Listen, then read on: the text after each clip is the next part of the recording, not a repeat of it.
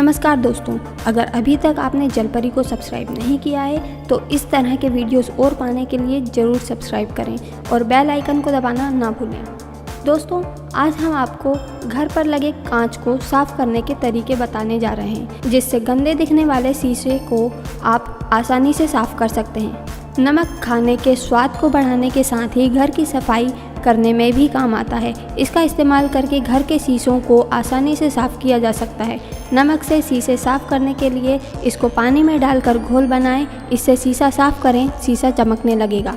कांच को अच्छे से साफ़ करने के लिए सिरके का उपयोग भी कर सकते हैं। शीशे की गंदगी साफ़ करने के लिए सिरके को एक स्प्रे की बोतल में डालें। आवश्यकता पड़ने पर कांच पर इससे स्प्रे करें और साफ़ कपड़े से साफ़ करें।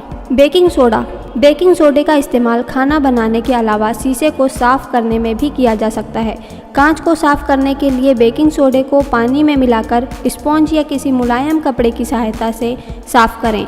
ऐसा करने से इसके दाग धब्बे साफ़ हो जाएंगे और कांच चमक उठेगा। धन्यवाद।